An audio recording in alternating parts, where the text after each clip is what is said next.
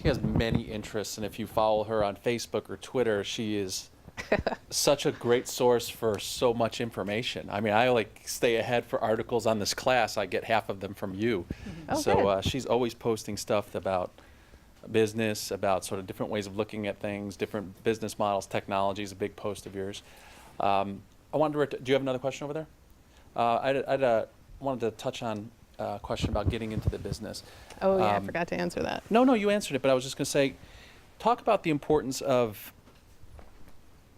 finding good mentors, as opposed to just joining a company maybe because it's a really impressive name and it'd be good on your resume, but looking for people that have an interest in your future, an interest in your well-being, an interest in your development, and how you sort of incorporate that into your philosophy at work.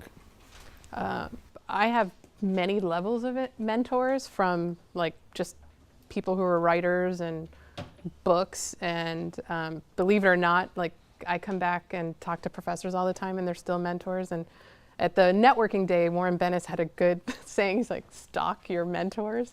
And so I have a little bit of that like Midwest modesty, and I wouldn't presume, but now I'm doing much more of that, like stalking people and asking them questions and participating and thanking them. Like there's one gentleman who I know that I worked with at the Visual Effects Society, and he owned a company called Pacific Data Images that he launched, and he told me his story of like working through the ups and downs of that company. He eventually sold it to DreamWorks, and it became DreamWorks Animation. And so just chatting with him, and I send him thank you notes all the time. So mentors come in many shapes and sizes, and you never know. And I had dinner with some students last week and learned a great deal from them. And it's like really becomes irrelevant, your age and where you come from and what you do. You just never know what you're going to learn.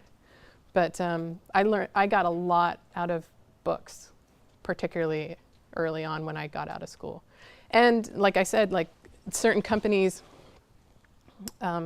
choose for the culture, like interview them as much as they're interviewing you to see if you're a good fit on your side, I think is equally important. And ask people for help, like coaching. You need coaching your whole life. I had a great CEO coach for a while, and he helped me a great deal.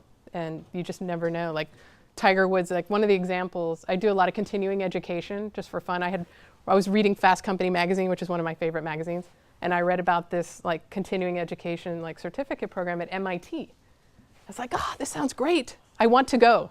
So I like applied and I went, and everyone there like, oh, are you an EO? Like, I'm like, what's that? The Entrepreneur Organization, which I didn't hear from USC, so I tell every student about it. But and then like from there you can have mentors. They have chapters, local chapters in the Entrepreneur Organization, and then you have smaller forum groups. So we have like a group of 10 entrepreneurs that get together, and there's like a high level of confidentiality, so you can really share. And when people come from all over the world to LA, they're like, oh, I'm from like Dubai and I'm coming to LA, can I come visit? So there's lots of ways to learn. And even like people I love, I follow on Twitter.